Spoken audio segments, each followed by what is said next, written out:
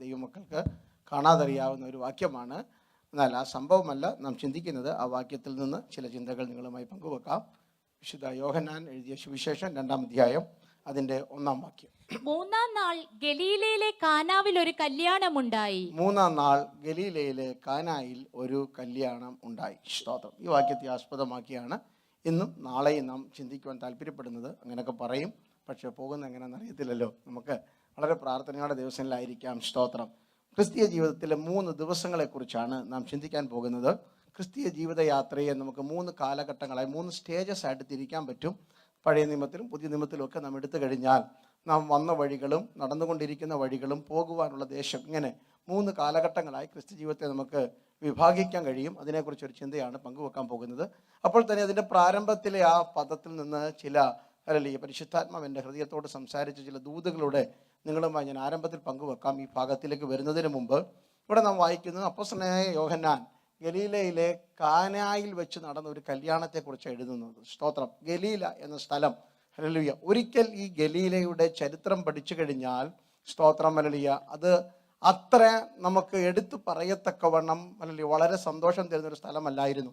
ആ ഗലീലയിലെ സ്ഥലത്തെക്കുറിച്ച് പറയുന്നത് ഇരുട്ടുമൂടിയ സ്ഥലം, ജാതികളുടെ ഗലീല, കാബൂൾ എന്നൊക്കെ ആയിരുന്നു ഗലീലയിലെ സ്ഥലം. ആ ഗലീലയുടെ അറിയപ്പെടുന്നത് 20 പട്ടണങ്ങൾ അടങ്ങിയ ഒരു പ്രൊവിൻസ് ആയിരുന്നു ഗലീല എന്ന നാട്. സ്തോത്രം. എന്നാൽ മത്തായിയുടെ സുവിശേഷം 4-ാം അധ്യായം 14-15 വാക്യങ്ങൾ, ലൂക്കോസ് 4-ാം അധ്യായത്തിന്റെ 13 മുതലുള്ള വാക്യങ്ങൾ വായിക്കുമ്പോൾ യേശുവിന്റെ പാദസ്പർശനം നിമിത്തം ഗലീലയുടെ സ്ഥിതി മാറി. ഹല്ലേലൂയ. നാം ഇങ്ങനെ വായിക്കുന്നത്, യേശു ആത്മാവിന്റെ ശക്തിയോടെ ഗലീലയിലേക്ക് വന്നു. നീ മത്തായിയിൽ വായിക്കുന്നു, ഇരുട്ടിൽ സെബുലൂനിലും നഫ്താലി സ്ഥലത്തുമുള്ള ജനങ്ങൾ, ഗലീല ദേശത്തും അക്കരെയുള്ള ജനം, ഗലീല ജാതികളുടെ ഗലീലയുള്ളവർ, ഇരുട്ടിൽ ഇരുന്നവർ വലിയൊരു വെളിച്ചം കണ്ടു, മരണം നിഴലിൽ ഇരുന്നവർക്ക് പ്രകാശം ലഭിച്ചു. സ്തോത്രം. ആത്മശക്തിയോടെ യേശുവിൻ്റെ പാദസ്പർശനം ഗലീലയുടെ മണ്ണിലെത്തിയപ്പോൾ 20 പട്ടണങ്ങൾ, സോരും സീദോനും കഫർനഹൂമും ഒക്കെ ഹല്ലേലൂയ ചേരുന്ന, ബെഥാനിയും ബത്സയിദയും ഒക്കെ ചേരുന്ന നാം അറിയപ്പെടുന്ന 20 പട്ടണങ്ങളിൽ ഇന്നുവരെ ഉണ്ടാകാത്ത വെളിച്ചം വ്യാപരിച്ചു. മരണഭീതിയിലായിരുന്ന ജനത്തിന് ഒരു പ്രകാശം ലഭിച്ചു. സ്തോത്രം. അതിൻ്റെ ചരിത്രം ഒന്ന് പറഞ്ഞിട്ട് നമുക്ക് മുന്നോട്ട് പോകാം. ദൈവവചന ശുശ്രൂഷ 3 രീതിയിലാണ് ദൈവവചന ശുശ്രൂഷ. ഒന്ന് ഇൻഫോർമേറ്റീവാണ്, ദൈവവചന കേൾവിയിൽ കൂടെ നമുക്ക് കാര്യങ്ങൾ ഗ്രഹിക്കണം. 2 ഹല്ലേലൂയ അത് ഇൻസ്ട്രക്റ്റീവാണ്, ഉപദേശ രൂപേണയാണ്, ശാസന ഉണ്ടായിരിക്കും, അതിനകത്ത് തർജ്ജന ഉണ്ടായിരിക്കും. 3 ഇൻസ്പിറേറ്റീവാണ്, നമുക്ക് പ്രചോദനം ഉണ്ടായിരിക്കും. പലപ്പോഴും നാം ഇതിനെ 3ആയിട്ട് കാണും. ചില പ്രസംഗങ്ങൾ ഇൻഫോർമേഷൻ മാത്രമേ കാണത്തുള്ളൂ. ഇവിടുന്ന് ചന്ദ്രനിലേക്കുള്ള ദൂരം, ചന്ദ്രനിൽ നിന്ന് സൂര്യനിലേക്കുള്ള ദൂരം, സൂര്യനെ ചുറ്റിയ നക്ഷത്രങ്ങൾ, ഇതെല്ലാം പറഞ്ഞു കഴിയുമ്പോൾ നമ്മൾ നക്ഷത്രം എണ്ണി പോകും. അങ്ങനെ ഒരു കാലഘട്ടമുണ്ട്. ഇൻഫോർമേഷൻ മാത്രമാകരുത്. 2 ഇൻസ്ട്രക്ഷൻ. കയറിയാൽ ഉടനെ അവസാനം വരെ നിങ്ങൾ വഴക്ക് പറഞ്ഞുകൊണ്ടിരിക്കും. അത് ഇൻസ്ട്രക്റ്റീവ് അല്ല. എന്നാൽ ഇതെല്ലാം കൂടെ ചേർന്ന് ശാസനത്തിനും ഗുണീകരണത്തിനും നീതിയിലെ അഭ്യസനത്തിനും പ്രയോജനം തരുന്നതാണ് ദൈവത്തിൻ്റെ വചനം. അത് ഇൻസ്പിറേഷൻ തരുന്നതാ, നമുക്ക് ആത്മചൈതന്യം കൂടെ ഉണ്ടാക്കുന്നതാ ദൈവവചന കേൾവി. സ്തോത്രം. ഗലീലയുടെ ചരിത്രം നാം പഠിച്ചു കഴിഞ്ഞാൽ 1 രാജാക്കന്മാരുടെ പുസ്തകം 9-ാം അധ്യായം അതിൻ്റെ 10 മുതൽ 13 വരെയുള്ള വാക്യങ്ങളാണ് അതിൻ്റെ ചരിത്രം. ഞാൻ അവിടെ എഴുതി കുറിച്ച് കൊടുത്തിട്ടുണ്ടെങ്കിലും എല്ലാ വാക്യങ്ങളും നാം വായിക്കുന്നില്ല, ആവശ്യമുള്ളത് മാത്രമേ വായിക്കുന്നുള്ളൂ. ചരിത്രം ഇതാണ്. ദാവീദിന്റെ ജ്ഞാനിയായ മകനായ ശലോമോൻ തനിക്ക് ആലയം പണിയുവാൻ നിയോഗം ലഭിച്ചു കഴിഞ്ഞപ്പോൾ ആലയം പണിക്ക് സകലതും വട്ടം കൂട്ടി ഒരുക്കി പണി തുടങ്ങിയിരിക്കുമ്പോൾ അല്പം തടിയുടെ കുറവുണ്ടായി. തടിയുടെ കുറവെന്ന് പറഞ്ഞു കഴിഞ്ഞാൽ സരളവൃക്ഷവും വേണം, ദേവദാരുവും വേണം. അന്വേഷിച്ച് ചെന്നപ്പോൾ സോർ രാജാവായ ഹീരാമിൻ്റെ വനത്തിനകത്ത് ഇഷ്ടം പോലെ സരളവൃക്ഷമുണ്ട്, ഇഷ്ടം പോലെ ദേവദാരുണ്ട്. അതുകൊണ്ട് ഹീരാമിന് കത്ത് കൊടുത്ത് ആളയച്ചിട്ട് വിളിച്ചു പറഞ്ഞു, എനിക്കിങ്ങനെ ആലയം പണിയണം, ഞാൻ പണിയാൻ പോകുന്ന ആലയം വലുതാണ്, കാരണം ഞങ്ങളുടെ ദൈവം വലിയവനായ ദൈവമാണ്. സ്തോത്രം. ഹല്ലേലൂയ. ദൈവം വലിയവനായതുകൊണ്ട് ദൈവത്തിന് കൊടുക്കുന്നത് മഹത്വമുള്ളത്, വലുപ്പമുള്ളതായിരിക്കണം. അതിനാൽ നാം ഈ സ്തോത്രമൊക്കെ പറയുമ്പോൾ അല്ലയ ഏറ്റവും ഉച്ചത്തിൽ പറയുന്നത്, ദൈവത്തിന് കൊടുക്കുന്നത് ഏറ്റവും മെച്ചമായതായിരിക്കണം. ഹല്ലേലൂയ. സ്തോത്രം കൊടുക്കുമ്പോൾ, സമയം കൊടുക്കുമ്പോൾ, തലമുറയെ കൊടുക്കുമ്പോൾ, എന്ത് ദൈവത്തിന് കൊടുത്താലും ഏറ്റവും നല്ലത്. കാരണം ദൈവം നമുക്ക് തന്നത് ഏറ്റവും നല്ലതാണ്. ഹല്ലേലൂയ. ചെങ്കടൽ മുറിക്കാൻ വേണ്ടി സ്വർഗത്തിന് 5 പൈസയുടെ ചെലവൊന്നുമില്ല. കാനായിലെ പച്ചവെള്ളം വീഞ്ഞാക്കാൻ വേണ്ടി സ്വർഗത്തിന് മുതൽ മുടക്കമൊന്നുമില്ല. ആകാശത്തിലെ പർവ്വജാതിയിലും കാട്ടിലെ മൃഗങ്ങളും ഇഴജന്തുക്കളും സകലതും വാക്കിനാൽ ഉളവായതാ. സൃഷ്ടി നടത്താൻ വേണ്ടി ദൈവത്തിന് ഒരു ചെലവും ഉണ്ടായിട്ടില്ലെന്ന്. സ്തോത്രം. നാം പറയുന്ന വലിയ അത്ഭുതങ്ങളൊക്കെ അല്ലെങ്കിൽ ദൈവത്തിന് അല്ലെങ്കിൽ ഒരു വാക്ക് മാത്രമേ ചെലവുള്ളൂ. പക്ഷേ എന്നെയും നിങ്ങളെ വീണ്ടെടുക്കുവാൻ സ്വർഗം വിട്ടു തന്നത് തൻ്റെ സ്വന്തം പുത്രനെയാണ്. അല്ലല്ലേ? സ്വർഗം മുതൽ മുടക്കിയത് കൊണ്ട് ആ മുതൽ മുടക്ക് തിരിച്ചറിഞ്ഞവർ, അതിൻ്റെ ആഴം അറിയുന്നവർ ആത്മാവിൽ ദൈവത്തെ ആരാധിക്കും. അവർ മനം മടുത്തു പോകാതെ, മനസ്സ് മടുത്തു പോകാതെ, ഹല്ലേലൂയ, ശരീരത്തിൽ കുഴഞ്ഞു പോകാതെ അവർ ആത്മശക്തിയോടെ ദൈവത്തെ സ്തുതിച്ചുകൊണ്ടേയിരിക്കണം. സ്തോത്രം. ഹല്ലേലൂയ. അങ്ങനെ ഹീരാമിന് കത്ത് കൊടുത്തു. കത്ത് കിട്ടിയ ഉടനെ ഹീരാമിന് വളരെ സന്തോഷമായി. ഹീരാം കത്തിന് മറുപടി കൊടുത്തു. മറുപടി ഇതായിരുന്നു: ദാവീദ് രാജാവ് എൻ്റെ സ്നേഹിതനായിരുന്നു. ദാവീദ് രാജാവിന് ഇത്രയും ജ്ഞാനിയായ ഒരു മകനെ നിങ്ങളുടെ ദൈവം കൊടുത്തതിൽ എനിക്കും സന്തോഷമുണ്ട്. ഹല്ലേലൂയ. അതുകൊണ്ട് ശലോമോനെ, ഹല്ലേലൂയ, നിനക്ക് വേണ്ട സകല വൃക്ഷങ്ങളും സകല ഹല്ലേലൂയ അതിനുള്ള ആവശ്യ വസ്തുക്കളും ഞാൻ തന്നുകൊള്ളാം. സ്വന്തം കയ്യാൽ ഒപ്പ്. എൻ്റെ ജോലിക്കാര് ചങ്ങാടം കെട്ടി കടൽ വഴിയായി അതവിടെ എത്തിച്ചു തരും. അവർക്ക് 3 നേരം കഞ്ഞി കൊടുത്തോണം. ഇത് മാത്രമേ ഉള്ളായിരുന്നു ഹീരാമിൻ്റെ ഡിമാൻഡ്. അങ്ങനെ ഹീരാം പറഞ്ഞതുപോലെ സരള വൃക്ഷവും ദേവദാരും, എടുത്തു പറയുന്നു സ്വർണവും ആലയം പണിക്ക് ധാരാളം കൊടുത്തു. സന്തോഷ സൂചകമായിട്ട് ശലോമോൻ ആധാരം എഴുതി ഒരു ഗലീലയിലെ 20 പട്ടണം 6 പേരിലാക്കി കൊടുത്തു. ഹീരാമിന്റെ പേരിൽ കൊടുത്തു. ഇനി അതാണ് അവിടെ വായിക്കുന്നത്. അങ്ങനെ ഈ കിട്ടിയ സന്തോഷത്തിന് ഹീരാം സ്ഥലം ഒന്ന് കാണാൻ വേണ്ടി വന്നു. കാബൂൽ ഇങ്ങനെ വന്നിട്ട് ഹീരാം ഗലീലയിലെ 20 പട്ടണങ്ങൾ കണ്ടിട്ട് ഹീരാം ചോദിച്ചു, എൻ്റെ സഹോദരൻ എന്നോട് ഈ ചതി എന്നാ ചെയ്ത്? അവിടെ എഴുതിയിരിക്കുന്ന പദം അതാ, നീ എന്നോട് ചെയ്തത് എന്ത്? അവൻ ആ സ്ഥലം ഇഷ്ടപ്പെട്ടില്ല. ആ ദേശം കാബൂൾ എന്നറിയപ്പെടുന്നു. അങ്ങനെ ഹല്ലേലൂയ 20 പട്ടണങ്ങൾ സമ്മാനം കിട്ടിയവന് ഹല്ലേലൂയ ഇഷ്ടപ്പെടാത്ത കാബൂൾ ദേശമായ ഗലീല പട്ടണം ദാവീദിന്റെ സൈന്യശക്തിക്കോ ശലോമോന്റെ ബുദ്ധിക്കോ ജ്ഞാനത്തിനോ ഹീരാമിന്റെ സമ്പത്തിനോ മാറ്റിമറിക്കുവാൻ കഴിയാത്ത ഗലീല പട്ടണത്തെ യേശുവിന്റെ പാദം തൊട്ടപ്പോൾ അവിടെ വെളിച്ചം വ്യാപരിച്ചു. ഹല്ലേലൂയ. ഇന്ന് രാത്രി സുവിശേഷമാണ് ദേശത്തെ മാറ്റിമറിച്ചത്. സുവിശേഷമാണ് കാലഘട്ടങ്ങളെ മാറ്റിമറിച്ചത്. സുവിശേഷമാണ് ജീവിതങ്ങളെ മാറ്റിമറിച്ചത്.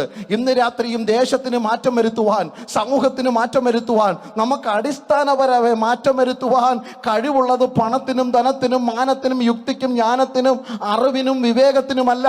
അത് ദൈവവചനത്തിനും യേശുവിൻ്റെ ശക്തിക്കും മാത്രമേ ഉള്ളൂ. വിശ്വസിക്കും. ഇന്ന് രാത്രിയും അവന്റെ പാദസ്പർശനമേറ്റാൽ, അവനൊന്ന് നോക്കിയാൽ, അവൻ വിരൽ ചൂണ്ടിയാൽ, അവൻ കൽപ്പിച്ചാൽ, അവൻ സ്പർശിച്ചാൽ ഇന്ന് രാത്രിയും ജീവിതങ്ങൾക്ക് മാറ്റമുണ്ടാകും. ഇരുട്ടിലിരുന്ന ജനം വെളിച്ചം കണ്ടു. ഹല്ലേലൂയ. ആ പിന്നീടുള്ള യേശുവിൻ്റെ കാലഘട്ടത്തിലെ 20 പട്ടണങ്ങൾ, 20 എണ്ണം പറയണമെന്നുണ്ട്, പക്ഷെ അതിനുള്ള സമയമല്ലാത്തത് കൊണ്ട് 1-2 പറഞ്ഞു പോവുകയാണ്. അതുകൊണ്ടാണ് മീക 5:2 പ്രവചനയാത്മാവിൽ പ്രവാചകൻ എഴുതി വെച്ചു, ഹല്ലേലൂയ, നീയോ യഹൂദ സഹസ്രങ്ങളിലെ ഹല്ലേലൂയ ബേത്ലഹേമേ, നീ യഹൂദ സഹസ്രങ്ങളിൽ ഏറ്റവും ചെറുതാണെങ്കിൽ, ഗലീല പട്ടണത്തോട് ചേർന്ന് കിടക്കുന്ന ബേത്ലഹേം ഹല്ലേലൂയ ആ പ്രൊവിൻസിൽ ഏറ്റവും ചെറുതാണെങ്കിലും ഹല്ലേലൂയ ജനത്തിന്റെ അധിപതിയായവൻ നിന്നിൽ നിന്ന് ഉത്ഭവിച്ചു വരും. അവന്റെ ഉത്ഭവം പണ്ടേ ഉള്ളതായിരിക്കും. തുടർന്നങ്ങോട്ട് ചരിത്രം പറയുന്നു, നസറേത്ത് ഹല്ലേലൂയ ഒരു ഗുണവുമില്ലാത്ത സ്ഥലമായിരുന്നു. നദനിയേൽ പോലും ചോദിച്ചു, നസറേത്തിൽ നിന്ന് വല്ല ഗുണവും വരുമോ എന്ന്. ഗുണം വരുമോ എന്ന് ചോദിച്ച നാടിന്റെ പേരിൽ നസ്രേനായ യേശു എന്ന് അറിയപ്പെടത്തക്കവണ്ണം പട്ടണത്തിന്റെ സ്ഥിതികളെ സ്വർഗം മാറ്റിമറിച്ചു. ഇരുട്ടിൽ കിടന്ന നസ്രയത്ത് എന്ന ഗ്രാമം നസ്രയാന്റെ പേരിൽ അറിയപ്പെടുവാൻ തുടങ്ങി. ബെതാനിയ എന്ന വാക്കിന്റെ അർത്ഥം ഹൗസ് ഓഫ് അൺറൈപ്ഡ് ഡേറ്റ്സ് എന്നാണ്. മൂക്കാത്ത അൺറൈപ്ഡ് ഫിക്സ് എന്നാണ്. മൂക്കാത്ത അത്തിപ്പഴത്തിന്റെ നാടാണ്. കായ്ച്ചു പൂത്ത് ഉലഞ്ഞ് പഴം അങ്ങോട്ട് മൂത്ത് വരുമ്പോൾ കൊഴിഞ്ഞു പോകുന്നതാണ് ബെതാനിയ. 3 അനുഭവങ്ങൾ. 1 ഹല്ലേലൂയ കെട്ടപ്പെട്ട കഴുത, ആരാധന മൂപ്പെത്തത്തില്ല.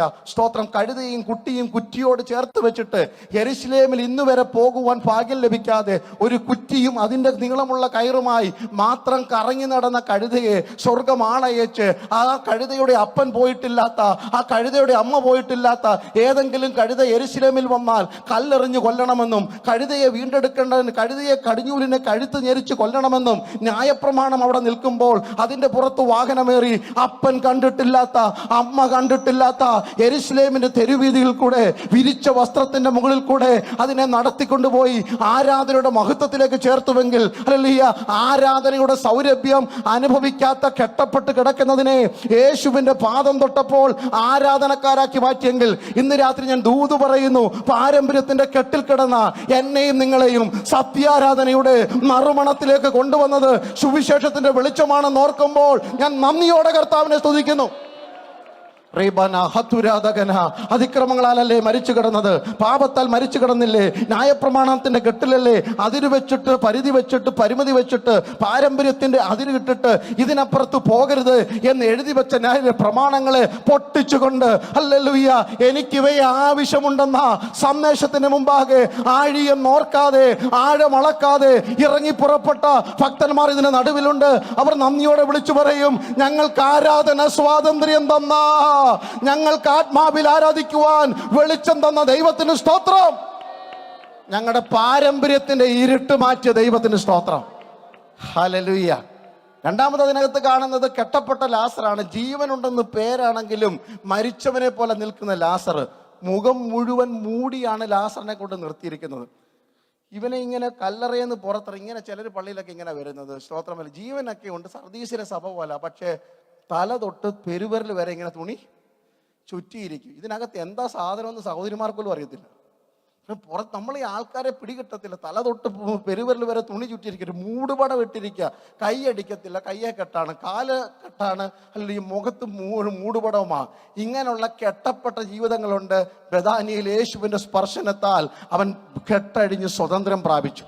മൂന്നാമത്തെ ബെഥാനിയയിലെ കെട്ടെന്ന് പറയുന്നത് അല്ലയ്യ, കുഷ്ഠരോഗിയായ ശീമോനാണ്. ശരീരത്തിൽ വീണ കെട്ടുകളാണ്. യേശു അവൻ്റെ കൂടെ പന്തിക്കിരിക്കുന്ന കാഴ്ച നാം കാണുന്നുണ്ട്. അങ്ങനെ ബെഥാനിയുടെ ശാപം യേശുവിൻ്റെ സ്പർശനത്താൽ മാറി. നാം വീണ്ടും കാണുന്നത്, സ്തോത്രമല്ലി, ഗോൽഗോത്ത കുന്നാണ്. തലയോടിടം കള്ളം നർത്തമുള്ള ഗോൽഗോത്ത കുന്നിൽ കാൽവറി നാഥൻ യേശു അവിടെ തൂങ്ങപ്പെട്ട്, ഹല്ലേലൂയ, ദൈവത്തിൻ്റെ കോപത്തിന് ഇരയായി മരിച്ച് അടക്കപ്പെട്ട് ഉയർത്തെഴുന്നേൽക്കുമ്പോൾ കാൽവറി സ്വർഗാരോഹണത്തിന്റെ സ്ഥലമായി മാറി. ഹല്ലേലൂയ, കാൽവറിയുടെ പേര് മാറി, ദൈവജനത്തിന്റെ രക്ഷയുടെ സൂചകമായി മാറി. അത് ഇന്ന് രാത്രി ഇന്നലകൾക്ക് ദൈവം മാറ്റം വരുത്തും. അതാണ് ഒന്നാമത്തെ സന്ദേശം. ഹല്ലേലൂയ. ഇന്നലകളിലെ ഇരുട്ട്, ഇന്നലകളിലെ ശാപം, ഇന്നലകളിലെ കാണപ്പെട്ട അനുഭവിച്ച അവസ്ഥകൾക്ക് ദൈവം ഇന്ന് പ്രകടമായ വ്യത്യാസം വരുത്തും. എത്ര പേർക്ക് വിശ്വാസമുണ്ട്? God is going to change my yesterdays. എൻ്റെ ഇന്നലകളെ മാറ്റിമറിക്കുന്ന ദൈവം ഇന്നലകൾക്ക് മാറ്റം വരുത്തുമെന്ന് വിശ്വാസമുള്ളവർ ആത്മാവിൽ ആരാധിച്ചു തുടങ്ങിക്കോ. 6 ദൂതുകൾ ഞാൻ പറയാൻ പോകുക. എൻ്റെ ഇന്നലകളെ ദൈവം മാറ്റിമറിക്കും. ഇന്നലകളുടെ ഓർമ്മയില്ലാത്ത, ഇന്നലകളുടെ ഇരുട്ടിൻ്റെ ഹല്ലേലൂയ കട്ടിയില്ലാത്ത, ഇന്നലകളുടെ ഹല്ലേലൂയ അപായത്തിൻ്റെ മുഴക്കമില്ലാത്ത, ഇന്നലകളുടെ വേദനകളുടെ ഓർമ്മയില്ലാത്ത ഒരു പുത്തൻ പ്രഭാതം, ഒരു പുത്തൻ നന്മ എനിക്ക് വേണ്ടി ഇന്ന് രാത്രി വെട്ടിത്തുറക്കുവാൻ സ്വർഗത്തിൻ്റെ കരം ഇതിൻ്റെ നടുവിൽ ചലിക്കുന്നുണ്ട്. ആരാധിക്കുന്ന ജനത്തിനു വേണ്ടി, പാടുന്ന ജനത്തിനു വേണ്ടി, സ്തോത്രം പറയുന്ന ദൈവസഭയ്ക്ക് വേണ്ടി, കുടുംബങ്ങൾക്ക് വേണ്ടി ഇന്നലകളുടെ പേര് ദോഷങ്ങളെ, ഇന്നലകളുടെ ഹല്ലേലൂയ അവസ്ഥകളെ മാറ്റിമറിച്ചിട്ട് അതിനെ കീഴ്മേൽ മറിക്കുന്ന ഒരു ദൈവപ്രവൃത്തി ഇന്ന് രാത്രി ദൈവസഭയ്ക്കകത്ത് വെളിപ്പെടട്ടെ. ഓ റബലബ ശമന വൈഡമാന ഹംദരാധന. ഞാനൊരു 6 ദൂത് പറയാം, ഇന്നലകളെ മാറ്റിമറിക്കുന്ന ദൈവ സാന്നിധ്യം. ഒന്ന്, ഉൽപ്പത്തി പുസ്തകം 22-ാം അധ്യായത്തിന്റെ 13-ാം വാക്യം. അവിടെ ഒരു സഭായോഗം നടക്കുകയാണ്. സഭായോഗം നടക്കുന്ന സ്ഥലത്തിന് പേര് മോറിയ കുന്ന്. മോറിയ കുന്നാണ്. ഇവിടെ 3 പേരേ ഉള്ളൂ സഭായോഗത്തിന്. തിരിച്ചും മറിച്ചു വിട്ടാൽ എത്ര പേരേ ഉള്ളു? 3 പേരേ ഉള്ളു. സ്തോത്രമല്ലിയ. മൂർച്ച വരുത്തിയ കത്തിയുമായി ദൈവഹിതത്തിന് ഏൽപ്പിച്ചു കൊടുത്ത, ദൈവ ആലോചനയ്ക്ക് നിന്ന് കൊടുത്ത ഒരപ്പൻ, കെട്ടിയിട്ടാൽ ഓടിപ്പോകാത്ത, അനുസരിക്കുന്ന ഒരു മകൻ, സ്തോത്രം, സ്വർഗം ചൂണ്ടി കുരുക്കിയിട്ടിടത്ത് കിടക്കുന്ന ഒരാട്. ഈ 3 പേരെ ഉള്ളായിരുന്നു മോറിയ മലയിലെ സഭായോഗത്തിൽ. ദൈവമക്കളെ, എന്തിനാ ഒത്തിരി പേര്? അനുസരിക്കുന്ന ഒരാളുണ്ടെങ്കിൽ ആരാധന വെളിപ്പെടും. സമർപ്പണമുള്ളിടത്തെ ആരാധന വെളിപ്പെടും. ഹല്ലേലൂയ. ദൈവം കുരുക്കിയിട്ടിടത്ത് കിടന്നോണം, അത് പൊട്ടിക്കാൻ ശ്രമിക്കല്ലേ. ഹല്ലേലൂയ. ഓരോ സ്ഥലങ്ങളിൽ ദൈവം നിന്നെ ആക്കിയിരിക്കുന്നത്. എന്തിനാ എന്നെ ഇവിടെ കൊണ്ടുവന്നത്? ദൈവത്തിൻ്റെ പദ്ധതി ഉണ്ടായിരുന്നു. നാടും വീടും വിട്ടി നാട്ടിൽ കൊണ്ടുവന്നതിന് പിന്നിൽ ദൈവത്തിൻ്റെ പദ്ധതിയുണ്ട്. പലപ്പോഴും ചോദിച്ചില്ലേ, എന്തേ എൻ്റെ ജീവിതത്തിൽ ഇങ്ങനെ അവസ്ഥ? എന്തേ ഞാൻ അറിയാതെ എൻ്റെ കൊമ്പ് കുരുകിപ്പോയത്? അറിയാതെ എന്തേ എന്നെ ഇവിടെ കുടുക്കിയിട്ടത്? ഞാൻ മുന്നോട്ട് പോകുവാൻ കഴിയുന്നില്ല, അങ്ങോട്ട് കാല് വെച്ചാൽ തിരിയാൻ കഴിയുന്നില്ല. പക്ഷെ ഇതിൻ്റെ പിന്നിൽ ദൈവത്തിൻ്റെ പദ്ധതി ഉണ്ടായിരുന്നു. ഒരു ഭക്തനെ, ഒരു ഭക്തയെ ദൈവം എവിടെങ്കിലും ആക്കി വെച്ചിട്ടുണ്ടെങ്കിൽ അതിന്റെ പിന്നിൽ വ്യാപരിക്കുന്ന ദൈവത്തിന്റെ കരത്തിനായി, അതിന്റെ പിന്നിൽ വെളിപ്പെടുന്ന ദൈവമഹത്വത്തിനായി ഇന്ന് രാത്രി സ്തോത്രം ചെയ്യണം. അന്നത്തെ സഭായോഗത്തിന് 3 പേര്, പക്ഷെ സ്വർഗം അതിനെ അണ്ടർലൈൻ ചെയ്തു. ഒരു പർവ്വതത്തിൽ അനുസരിക്കുന്ന ഒരു അപ്പനും അല്ലെങ്കിൽ സമർപ്പണമുള്ള ഒരു മകനും ഓടിപ്പോകാത്ത ഒരാടുമുണ്ടെങ്കിൽ ഈ സ്ഥലം ഞാനിങ്ങ് എടുക്കാൻ പോകുക. ഇന്നലകളെ മാറ്റിമറിക്കുന്ന ദൈവം. ചരിത്രം മുന്നോട്ട് കടന്നുപോയി. കാലത്തിന്റെ പഴക്കത്തിൽ ഹല്ലേലൂയ 2 ദിനവൃത്താന്തം 3-ാം അധ്യായം അതിന്റെ 1-ാം വാക്യം, 2 ദിനവൃത്താന്തം 3-ന്റെ 1-ാം വാക്യം നാം ഇങ്ങനെ വായിക്കുന്നത്. അനന്തരം അനന്തരം ശലോമോൻ യെരൂശലേമിൽ തന്റെ അപ്പനായ ദാവീദിന് യഹോവ പ്രത്യക്ഷനായ മോരിയ പർവ്വതത്തിൽ യെബൂസ്യനായ ഒർന്നാന്റെ കളത്തിങ്കൽ ദാവീദ് ഒരുക്കിയിരുന്ന സ്ഥലത്ത് യഹോവയുടെ ആലയം പണിയുവാൻ തുടങ്ങി. നേരത്തെ നാം പറഞ്ഞു തുടങ്ങിയ ബൃഹത്തായ ആലയം പണിക്ക് സ്ഥലം അന്വേഷിക്കുക ശലോമോൻ. 20,000 ജോലിക്കാര്, 20 വർഷം രാവും പകലും 20,000 കോടി മുതൽ മുടക്കുള്ള ആലയം ദൈവത്തിനു വേണ്ടി പണിയുമ്പോൾ സ്ഥലം കണ്ടെത്തിയത് ഇവിടെ നാം വായിച്ചല്ലോ. അനന്തരം ശലോമോൻ തന്റെ പിതാവായ ദാവീദിന് ദൈവം പ്രത്യക്ഷനായ മോറിയ പർവ്വതത്തിൽ ഹല്ലേലൂയ ഒർന്നാന്റെ കളത്തിങ്കൽ അതിനുള്ള വട്ടം കൂട്ടിയെന്ന്. വർഷങ്ങൾക്ക് മുമ്പ് ഒരപ്പനും ഒരു മകനും ഒരാടും മാത്രം ഉണ്ടായിരുന്ന ആരാധന സ്ഥലത്തെ സ്വർഗം അടുക്കിയ കല്ലുകൾക്ക് മുമ്പിൽ സമർപ്പണത്തിന്റെ അഗ്നി ഇറങ്ങി, സമർപ്പണത്തിന്റെ കത്തി കൊണ്ട് മുറിച്ചിട്ട് വാക്തത്വം മുറിയും, വാക്തത്വം തീരും, വാക്തത്വം ചാരമാകും എന്ന് പറഞ്ഞെടുത്ത് ഒരു പുത്തൻ വാക്തത്വം പിടിച്ചുകൊണ്ട് മല ഇറങ്ങത്തക്കവണ്ണം ദൈവപ്രവൃത്തി വെളിപ്പെട്ടു.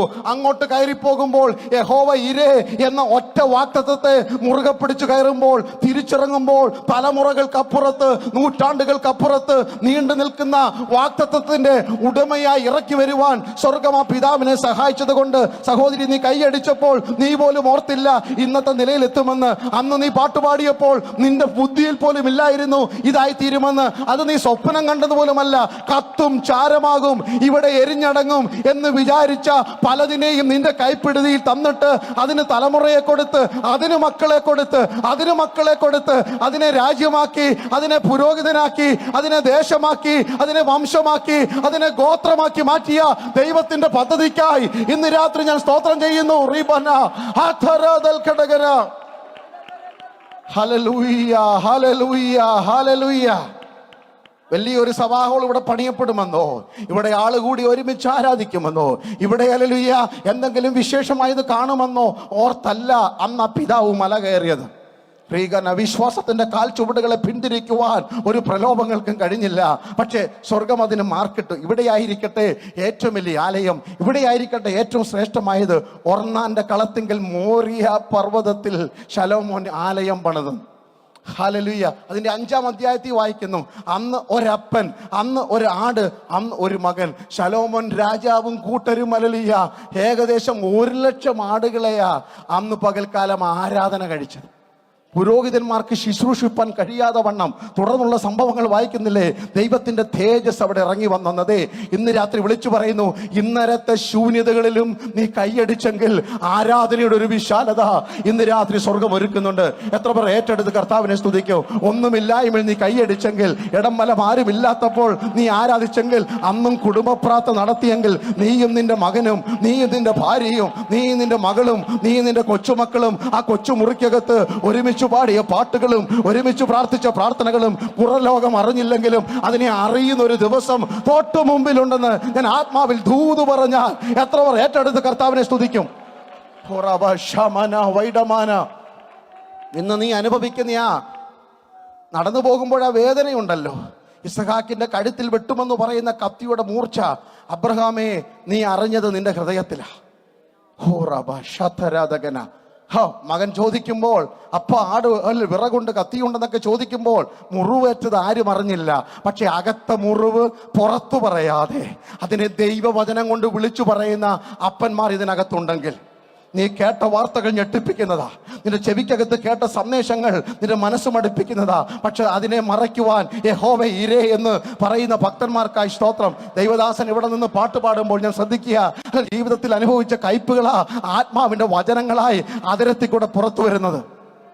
ഭക്തന്മാർ പാടിയിട്ടുണ്ട്, ഇന്നുള്ള ശോധന നൽകുന്ന വേദന, ഇന്നുള്ള ശോധന നൽകുന്ന വേദന, വിഷമമുള്ളതെങ്കിലും വിലയുണ്ടതിനു പൊന്നിലും വിഷമമുള്ളതെങ്കിലും വിലയുണ്ടതിനു പൊന്നിലും വിശ്വസിച്ചാശ്വസിച്ച് ആനന്ദിക്കും ഞാൻ സദാ.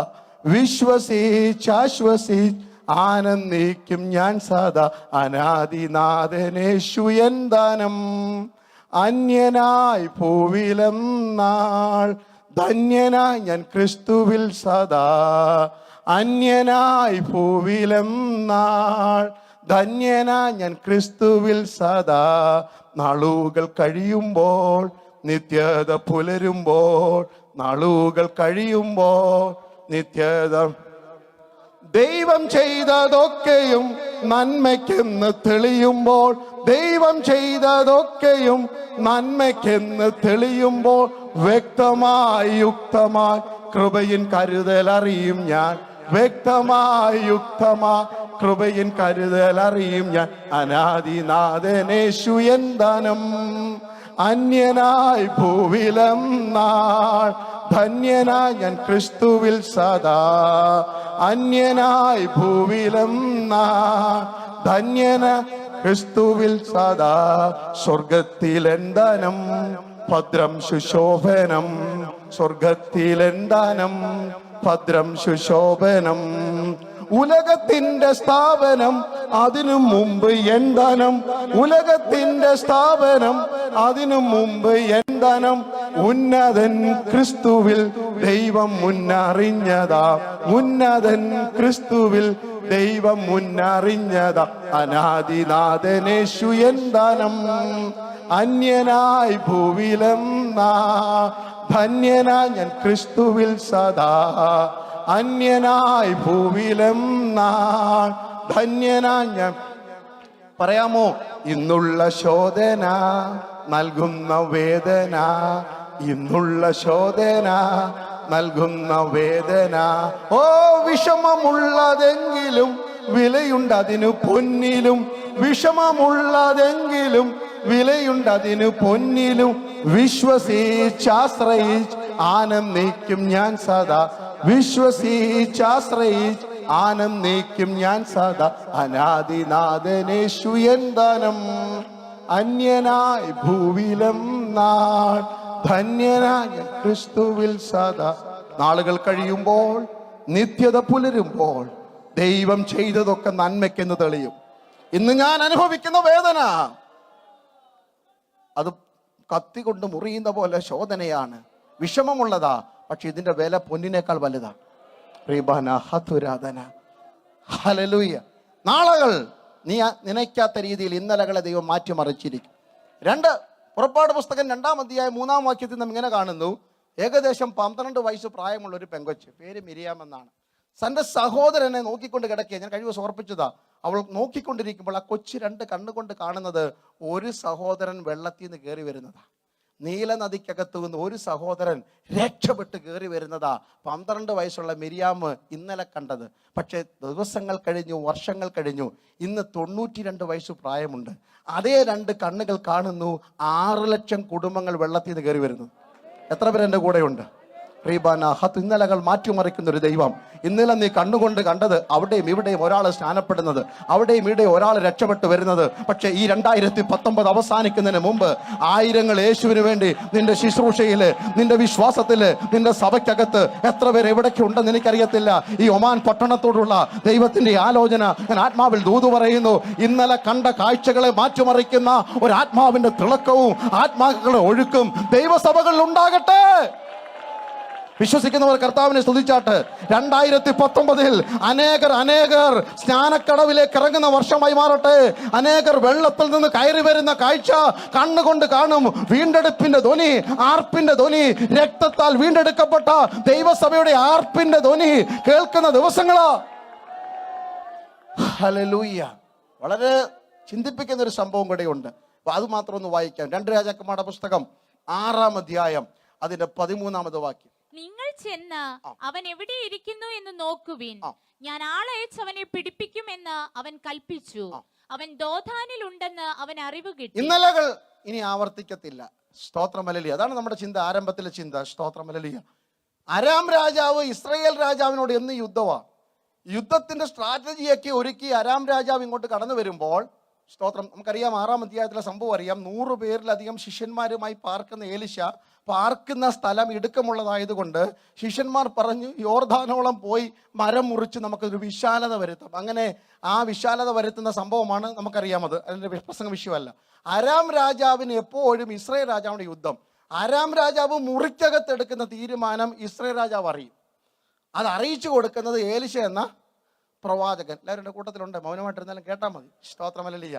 ഇസ്രായേൽ രാജാവിന് അറിവ് കൊടുക്കും. അവസാനം അരാം രാജാവിന് ഇങ്ങനെ ഹാർട്ട് അറ്റാക്ക് വരുന്നു. നമ്മൾ ശയനഗ്രഹത്തിൽ പോലും എടുക്കുന്ന സ്ട്രാറ്റജി ഒക്കെ എങ്ങനെ ഇവരറിയുന്നത്?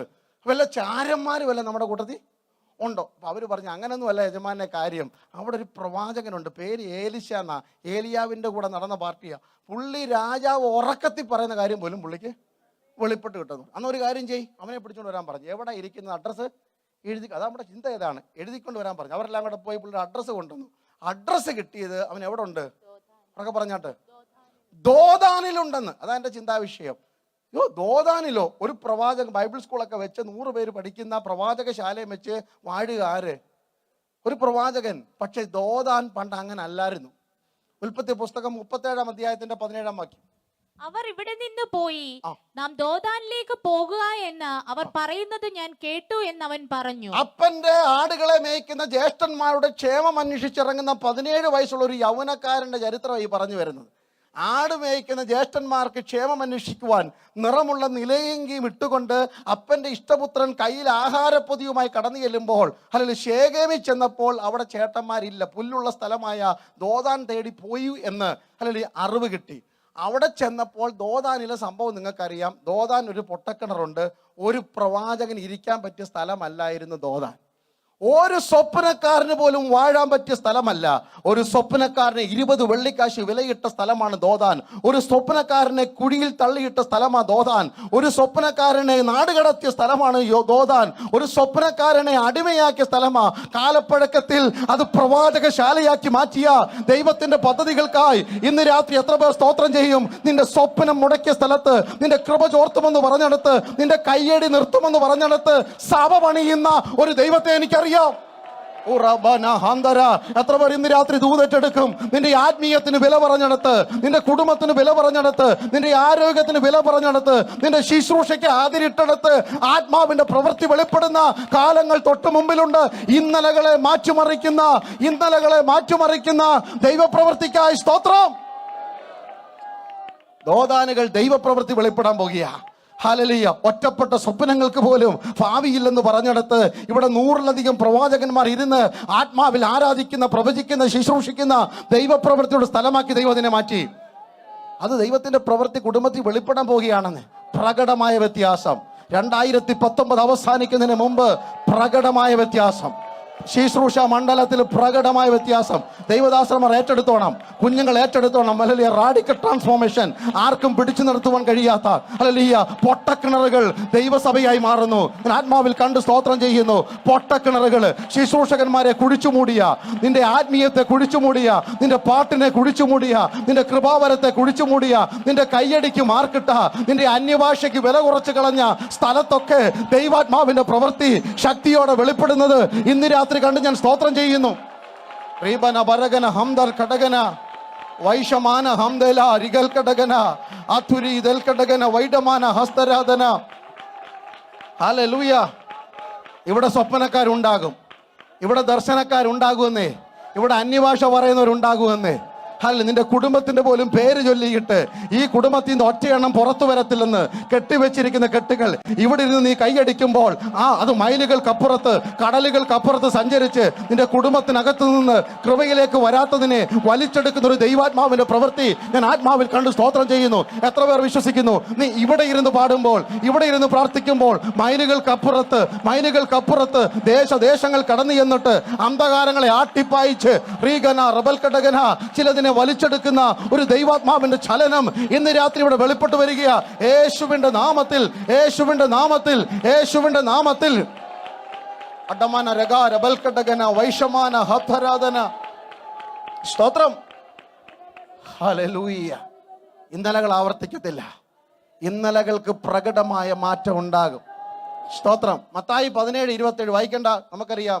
പത്രോസ് ഭയങ്കര ഒരു സ്കിൽഫുൾ മീൻപിടുത്തക്കാരനാണ്. എപ്പോൾ പോയി പിടിച്ചാലും മീൻ കിട്ടും, വല എറിഞ്ഞാൽ മീൻ പിടിക്കാൻ അറിയാം, ചൂണ്ടയിട്ടാലും എന്ത് ചെയ്യും, മീൻ പിടിക്കും. സ്തോത്രം. പക്ഷേ എപ്പോൾ ചൂണ്ടയിട്ട് മീൻ പിടിച്ചാലും പത്രോസിന് അറിയാം ഒരു മീനിനകത്ത് എന്തോ ഉണ്ടെന്ന്.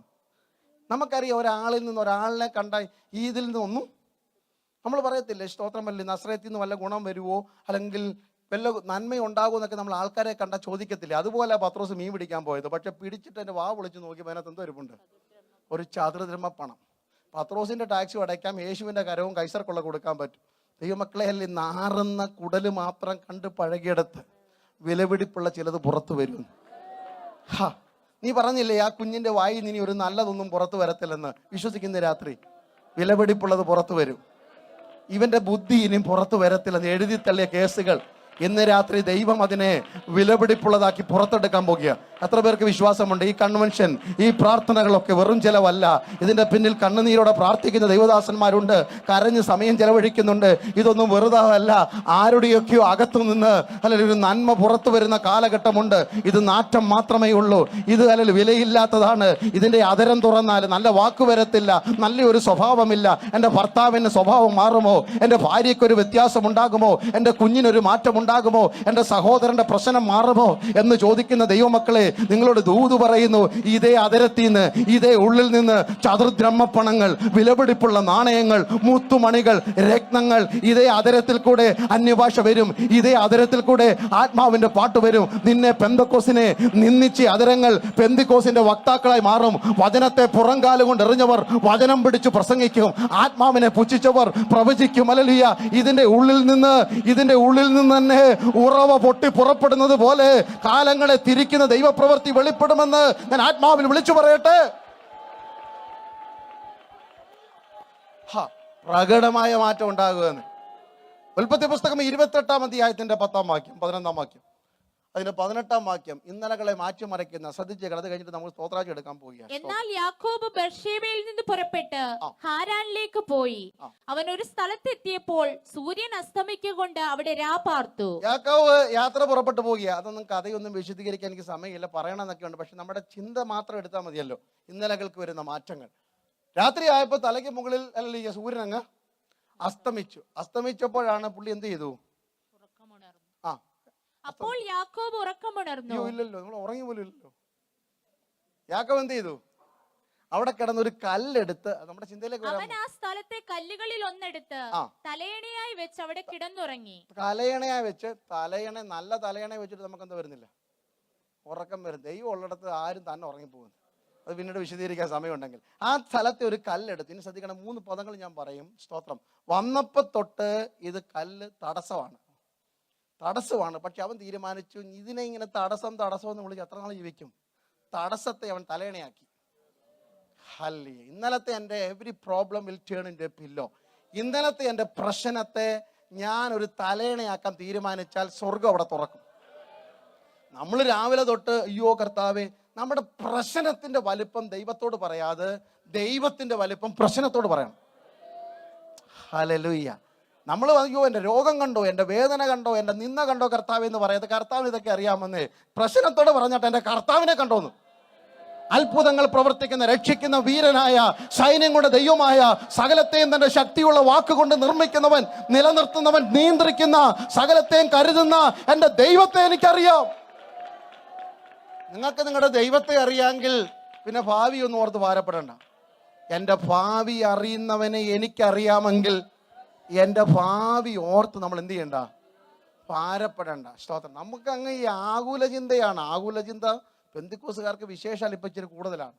ഗൾഫിലുണ്ടോയെന്ന് അറിയത്തില്ല, വേറുള്ള ഇവിടുത്തെ മാത്രം ഒഴിച്ചിട്ട് ബാക്കി എല്ലായിടത്തും ഭയങ്കര ആകുല ചിന്തയാണ്. നമ്മുടെ മൊത്തം പ്രശ്നങ്ങൾ 100%. എത്ര ഉണ്ട്?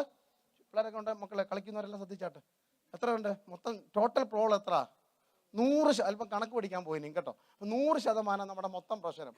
അതിൽ 30% എന്ന് പറയുന്നത് we are thinking about the past. ഇന്നലത്തെ കാര്യം ഓർത്തുകൊണ്ട് ഇരിക്കും. അയ്യോ എനിക്ക് സ്കൂളിൽ പോയപ്പോൾ പഠിക്കാൻ പറ്റില്ല, അന്ന് നന്നായിട്ട് പഠിച്ചായിരുന്നെങ്കിൽ നല്ല മാർക്ക്, എന്തോ ഗുണം, ഇനി വല്ല ഗുണമുണ്ടോ? അപ്പോൾ കളയുന്നേ. ഇപ്പോൾ 10ാം ക്ലാസ്സിൽ സർട്ടിഫിക്കറ്റ് ഇപ്പോൾ കൈ പിടിച്ചുകൊണ്ടിരിക്കാതെ അതൊക്കെ അങ്ങോട്ട് കളഞ്ഞാട്ടെ. അപ്പം എപ്പോഴും പഴയ കാര്യങ്ങൾ ഓർത്തുകൊണ്ട് അവരെന്നോട് അങ്ങനെ മിണ്ടിയില്ല, എൻ്റെ അപ്പനും അമ്മയും 2 സെൻറ്റ് കൂടെ കൂടുതൽ തന്നായിരുന്നെങ്കിൽ, അല്ലെങ്കിൽ അന്ന് അവർ അങ്ങനെ ചെയ്യും, പിന്നെ ഇതല്ലാതെ വേറൊരു കല്യാണം ആയിരുന്നെങ്കിൽ, അങ്ങനെയൊക്കെ പറയുന്നവരുണ്ട്. അതൊക്കെ ഞാൻ കഴിഞ്ഞ ദിവസം പറഞ്ഞ, അതൊക്കെ ഇനി മറന്നു കളഞ്ഞേര്, ഇനി ജീവിതകാലത്തിന് ചേഞ്ച് ചെയ്യാൻ പറ്റത്തില്ല. അതുകൊണ്ട് ഇന്ന് നമ്മൾ ഫുൾ സ്റ്റോപ്പ് ഇട്ടോണം. അപ്പോൾ ഈ പഴയ കാര്യം ഓർത്തോണ്ടിരുന്ന് വെറുതെ തല നരപ്പിക്കാതെ അതങ്ങ് മാറ്റി വെക്കാം. അപ്പം മാറിയല്ലോ, പണ്ടുള്ളവയെ നിങ്ങൾ ഓർക്കണ്ട. ഇനി അപ്പോൾ എത്ര പോയി കിട്ടി? ഇപ്പം ബാക്കി എത്ര ഉണ്ട്? എൻ്റെ കൂട്ടത്തിലുണ്ടേ, തോത്രാഴ്ചക്ക് ഒരുങ്ങിക്കൊണ്ടിരിക്കുക. ഇനി ബാക്കി 70 ഉള്ളു. അതിൽ another 30 we are thinking about the future. അടുത്ത 30 എന്തോർത്തോണ്ടിരിക്കുക?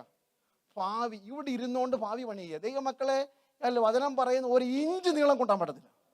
നാളെ ജീവിക്കുമെന്ന് അറിയത്തില്ലല്ലോ, പിന്നല്ലയോ നാളെയെക്കുറിച്ച് ചിന്തിക്കുന്നത്. അല്ലല്ലേ, അതാത് ദിവസത്തിന് അന്നത്തെ ദോഷം മതിയെന്നേ. എത്ര ആലോചിച്ച് കണക്ക് കൂട്ടി ഒരുക്കി വെച്ചാലും ദൈവം ഉദ്ദേശിച്ചത് മാത്രമേ നടക്കത്തുള്ളൂ. വചനം പറയുന്നു, മനുഷ്യന്റെ ഹൃദയത്തിൽ അനേക ആലോചനകളുണ്ട്, യഹോവയുടെ ആലോചനയോ നിവൃത്തിയാകും. സ്വർഗം എനിക്ക് വേണ്ടി കൽപ്പിച്ചതും ആകാശത്തിലെ പർവ്വജാതിക്കും അല്ലെങ്കിൽ ഈ കാട്ടിലെ മൃഗങ്ങൾക്കും കരുതുന്ന ദൈവം എനിക്ക് വേണ്ടി കരുതിയിരിക്കും. ആ ദൈവത്തെ വിശ്വസിക്കണം. ഭാവിയെ ഓർത്തുള്ള ആകുല ചിന്ത ഇന്ന് രാത്രി അവസാനിപ്പിക്കണം. നാളെയെ നടത്തുന്നവന് അവനറിയാം എന്ത് ചെയ്യണമെന്ന്. അപ്പൊ അതും പോയി കിട്ടി. ബാക്കി എത്ര ഉണ്ട്? ഇനി കണക്കും പോയി മറന്നു. ബാക്കി 40. അതിനകത്ത് 20% നമ്മൾ മറ്റുള്ളവരുടെ പ്രശ്നത്തിൽ ഇപ്പോൾ തലയിടും. ചാക്കോച്ചനും അല്ലെങ്കിൽ അവറാച്ചനും തമ്മിൽ എന്തെങ്കിലും പ്രശ്നമുണ്ട്, നമ്മൾ ഇടയ്ക്ക് നിൽക്കാൻ പോകും, അവർ ഒന്നാമത്, പിന്നെ നമ്മൾ രണ്ടുപേരുടെ ശത്രുക്കളാണ്. അതിൽ ബൈബിൾ ഒരു വാക്യമുണ്ട്, തന്നെ സംബന്ധിക്കാത്ത വഴക്കിൽ ഇടപെടുന്നവൻ വഴിയെ പോകുന്ന നായുടെ ചെവിക്ക് പിടിക്കുന്നതിനെ പോലെ. ദൈവമക്കളെ, നിങ്ങളെ ഉൾപ്പെടാത്ത ഒരു കാര്യത്തിലും മെഡൽ ചെയ്യാൻ പോകരുത്.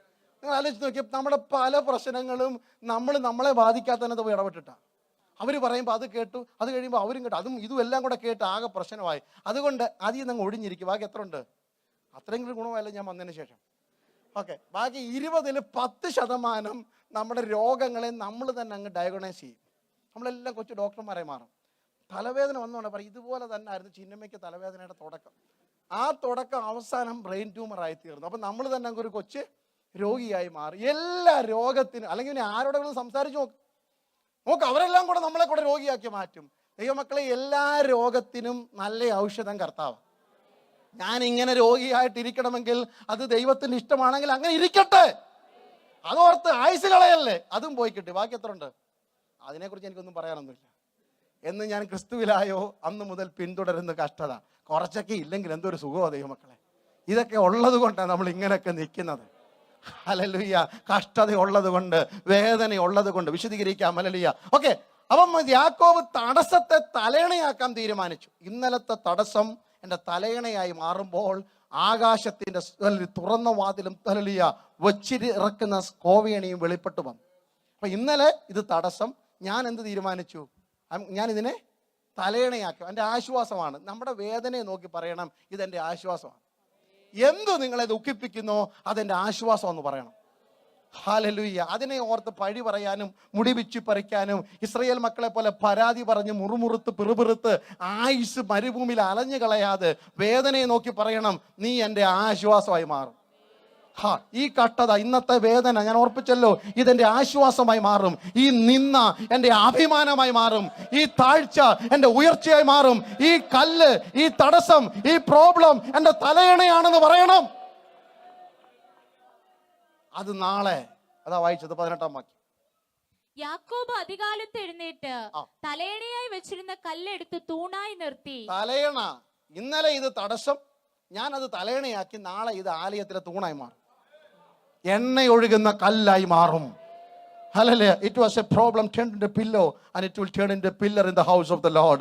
നാളെ ഇത് ആരാധനയുടെ തൂണായി മാറുമെന്ന്, ദൈവാലയത്തിലെ എണ്ണയൊഴുകുന്ന കല്ലായി മാറുമെന്ന് വിശ്വസിക്കുന്നവർക്ക് ഞാൻ കർത്താവിന് സ്തോത്രം ചെയ്യുന്നു. നിങ്ങളുടെ വേദനകളെ നോക്കി വിളിച്ചു പറഞ്ഞാട്ടെ, ഇത് നാളെ ആലയത്തിലെ ആരാധന വിഷയമായി മാറും. ഇത് നാളെ അഭിഷേകത്തിന്റെ എണ്ണയൊഴുകുന്ന, കൃപയുടെ ജ്വലനമൊഴുകുന്ന, എണ്ണയൊഴുകുന്ന കല്ലായി മാറും. ഇന്നലത്തെ തടസ്സം, ഇന്നലത്തെ രോഗം, ഇന്നലത്തെ വേദന, ഇന്നലത്തെ നിന്ന, ഇന്നലത്തെ ആക്ഷേപം, ഇന്നലത്തെ അപമാനം, ഇന്നലത്തെ ഒറ്റപ്പെട്ടത്, ഇന്നലെ ഒറ്റിക്കൊടുക്കപ്പെട്ടത്, ഇന്നലെ കൂട്ടം തെറ്റിപ്പോയത്, ഇന്നലെ നഷ്ടമായത്, ഇന്നലെ ഒഴുകിപ്പോകേണ്ടി വന്നത്, ഇന്നലെ ഇരുന്നു പോയത്, ഇന്നലെ കിടപ്പിലായത്, നാളെ എൻ്റെ ആലയത്തിൽ സാക്ഷ്യത്തിന് വകയായി മാറും. ഇത് ആരാധന വിഷയമായി മാറും. ഹല്ലേലൂയ. ഇന്നലകളെ മാറ്റിമറിക്കുന്ന ദൈവം. യോഹന്നാന്റെ സുവിശേഷം 11-ാം അധ്യായം 39-ാം വാക്യം വായിക്കുന്നു. കല്ലറയ്ക്ക് നിൽക്കുന്ന സഹോദരിമാർ പറയുന്നു, യേശു അടുക്കണ്ട, നാറ്റം വെച്ചിരിക്കുന്നു. സ്വന്തം പെങ്ങള് പോലും ഹോപ്പ് നഷ്ടപ്പെട്ട വിഷയമാണ്. മരണം കഴിഞ്ഞു 4 ദിവസമായി. പക്ഷേ 6 ദിവസം കഴിഞ്ഞിട്ട് യേശു വീട്ടിലേക്ക് വന്നു. 12-ാം അധ്യായത്തിന്റെ 1-2 വാക്യങ്ങൾ നാം ഇങ്ങനെ വായിക്കുന്നു. യേശു മരിച്ചവരിൽ നിന്ന് ഉയർപ്പിച്ച ലാസർ പാർത്ത ബെഥാനിയയിലേക്ക് യേശു പെസഹയ്ക്ക് 6 ദിവസം മുമ്പേ വന്നു. അവിടെ അവർ അവൻ ഒരു അത്താഴം ഒരുക്കി.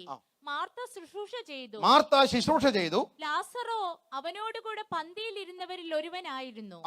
അപ്പോൾ മറിയ വിലയേറിയ സ്വച്ഛജട മാംസി തൈലം എടുത്ത് ഒരു റാത്തലെടുത്ത് യേശുവിന്റെ കാൽക്കൽ ഒഴിച്ചു. തന്റെ തലമുടി കൊണ്ട് കാൽ തുവർത്തി. ശ്രദ്ധിക്കുക, അടുത്ത വാക്ക്, തൈലത്തിന്റെ സൗരഭ്യം കൊണ്ട് വീട് നിറഞ്ഞു. ഇന്നലെ നാറ്റമെന്ന് എല്ലാവരും കേൾക്കെ വിളിച്ചു പറഞ്ഞു. അതേ വീട് സൗരഭ്യം കൊണ്ട് നിറഞ്ഞു. ഇന്ന് രാത്രി അല്ലെങ്കിൽ ഇന്നലകളെ മാറ്റിമറിക്കുന്ന ദൈവം ഇരുണ്ട ഗലീലകളിൽ ദൈവത്തിന്റെ പാദസ്പർശനമേറ്റപ്പോൾ ഗലീല വെളിച്ചത്തിന്റെ നാടായി മാറി. കുഷ്ഠരോഗികൾ സൗഖ്യമായി. അതെ, യേശുവിന്റെ യാത്ര നോക്കൂ. കുഷ്ഠരോഗികൾ സൗഖ്യമായി, കുരുടർക്ക് കാഴ്ച ലഭിച്ചു, കൂനർ നിവർന്ന് ആരാധിക്കാൻ തുടങ്ങി, ഭൂതഗ്രസ്തന്മാർ അലറി ഓടുവാൻ തുടങ്ങി, അന്യായത്തങ്ങൾ ശാസിക്കപ്പെട്ടു. ഹല്ലേലൂയ. മക്കൾക്ക് വിടുതൽ, പ്രായമുള്ളവർക്ക് വിടുതൽ, 5000-ങ്ങൾക്ക് ആഹാരങ്ങൾ ഒക്കെ കൊടുക്കത്തക്കവണ്ണം ഗലീല പട്ടണങ്ങളെ മാറ്റിമറിച്ച ദൈവ സാന്നിധ്യം ഇന്ന് രാത്രി ഗലീലയിൽ വീണ വെളിച്ചം നിങ്ങളുടെ വീട്ടിലും വെളിപ്പെടാൻ പോകുക. നാം ഒരു പാട്ട് ചേർന്ന് പാടി കർത്താവിനെ സ്തുതിക്കുമ്പോൾ കർത്താവിനുള്ള വഴിപാടുകൾ സ്തോത്രത്തോടെ അർപ്പിക്കാം. കർത്താവ് നിങ്ങളെ ധാരാളമായി സഹായിക്കട്ടെ.